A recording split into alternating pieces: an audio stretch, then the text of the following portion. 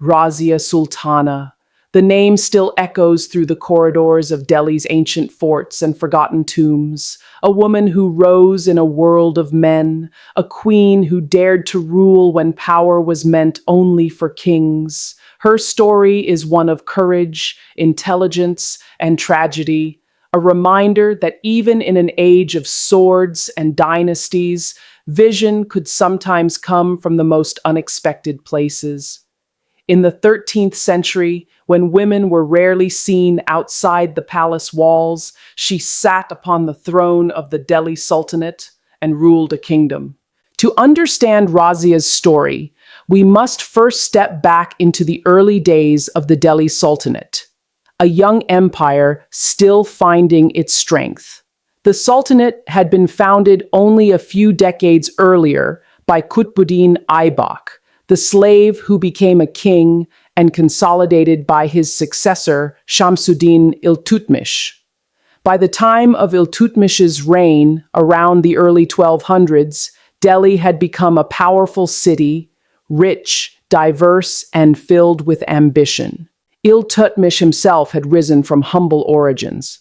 Like his master before him, he too was once a slave, a Mamluk. Yet he had built an empire that stretched across northern India, from Bengal in the east to Sindh in the west. But every great ruler faces one problem: succession. And for Iltutmish, that problem was not about having no heirs. It was about choosing the right one. He had many sons. Some were capable soldiers, others were content in luxury. But none of them, in his eyes, possessed the qualities needed to rule an empire. Only one of his children impressed him with intelligence, discipline, and courage: his daughter, Razia.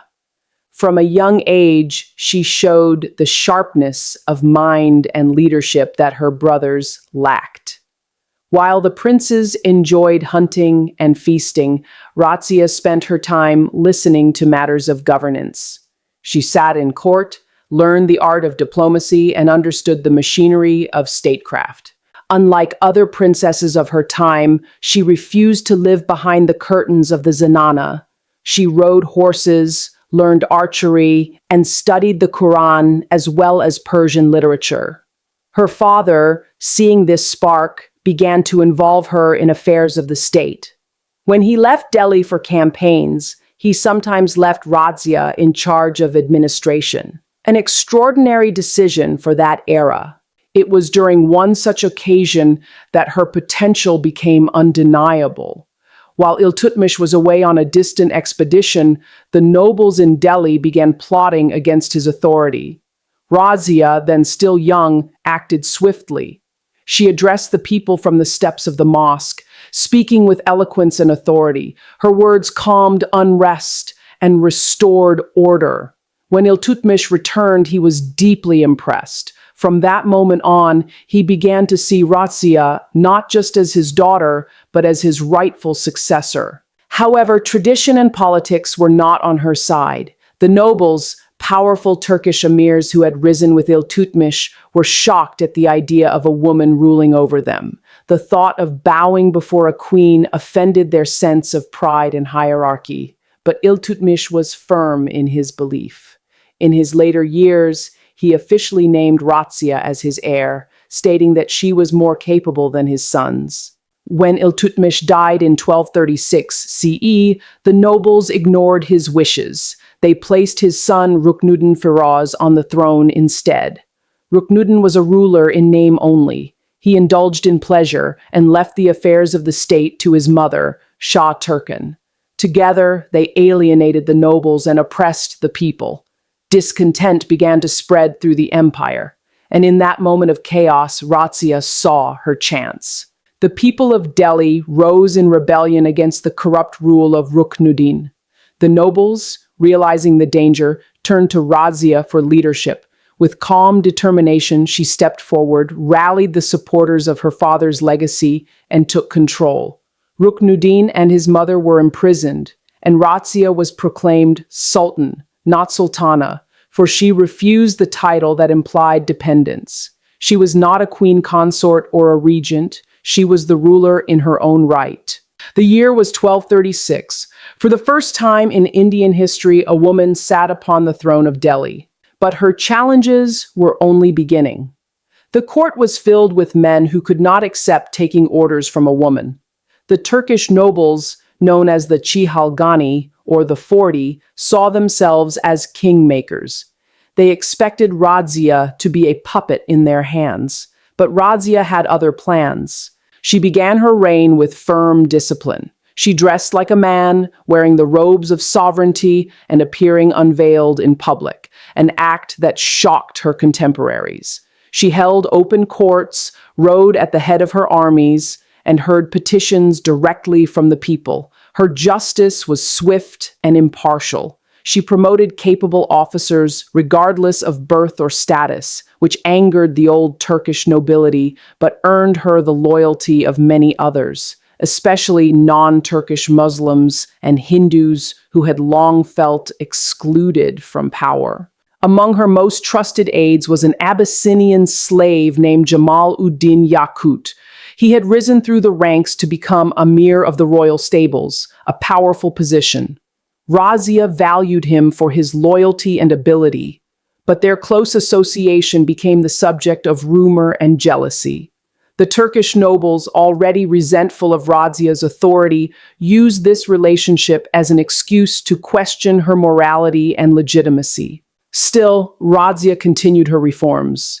She encouraged learning, supported scholars, and commissioned public works.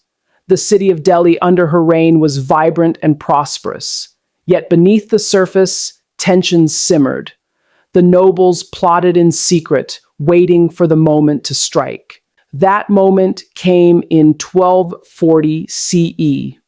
One of her governors, Altunia, the governor of Bhatinda, rebelled. Accounts differ about what happened next. Some say Razia marched against him with her army, but was defeated and captured. Others suggest that Altunia's revolt was sparked by jealousy, perhaps over her closeness to Yakut, who was killed in the conflict. Whatever the truth, Razia found herself imprisoned in Bhatinda. In an unexpected turn, Altunia's resentment softened. Whether out of remorse or admiration, he married Razia while she was still in captivity. Together, they decided to reclaim the throne. They gathered their supporters and marched toward Delhi. But the political tide had turned. In her absence, the nobles had placed Iltutmish's son, Bahram Shah, on the throne. When Razia and Altunia's forces clashed with Bahram's army near Delhi, they were defeated. Razia fled, but she was abandoned by her troops. Exhausted, hungry, and betrayed, she found herself in the hands of local villagers near Kaithal in present-day Haryana.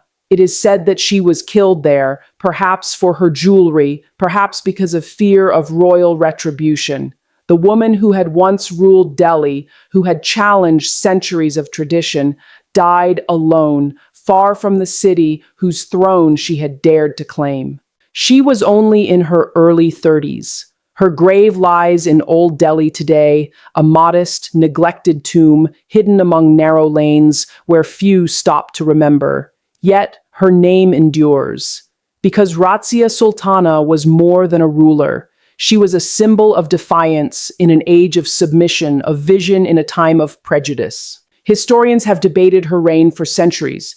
Some criticized her for being too bold, too independent.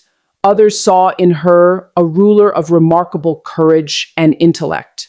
What is certain is that she faced challenges no king of her time ever had to face. Not only the intrigues of the court and the ambitions of nobles, but also the weight of gender and tradition. Her story was not just about ruling a kingdom, it was about challenging the very idea of who could rule. Even in failure, Razia left a legacy. Her reign, brief as it was, proved that leadership was not bound by gender. She demonstrated that a woman could govern wisely, command armies, and win loyalty through merit. Her courage inspired poets, chroniclers, and later generations of reformers. In later centuries, legends would romanticize her story, tales of her love, her valor, her tragic end turning her into a symbol of both power and loss. But perhaps the real Razia was simpler and greater than any legend. She was a woman who refused to accept limits, a ruler who believed in justice and inclusion, a leader who saw herself not as a woman in a man's world, but as a monarch in her own right. If we listen closely to the echoes of history, we can still imagine her riding through the streets of Delhi, dressed in armor, addressing her soldiers with calm authority. We can picture the faces of astonished courtiers as she entered the throne room, unveiled, commanding respect not by fear but by presence. We can feel the tension in the air as she stood against nobles who plotted her downfall, unshaken, unyielding, and proud. And though her rule ended in tragedy, her memory did not fade. Later rulers, including Akbar the Great, are said to have admired her courage. Even today, centuries later, her name stands out, not just in the history of India, but in the wider world, as one of the first Muslim women to rule a major kingdom. Her life raises questions that still resonate. What does it take to challenge a system built to exclude you? How much strength does it require to stand alone against centuries of tradition? And why is it that even when such voices rise, they are often silenced before their time? Razia Sultana's story reminds us that progress is never smooth and that those who break barriers often pay the highest price, but they also light a path for others to follow. In the end, her legacy is not written in the grandeur of palaces or the number of her victories. It lives in the idea that leadership belongs to those who have the courage to lead, regardless of who they are or where they come from. So when we speak of Razia Sultana, the queen who challenged a kingdom, we speak not only of a ruler of the 13th century, but of a timeless spirit. A reminder that even in the darkest ages, there are always voices that dare to rise above fear, tradition, and expectation, and leave behind a light that refuses to fade.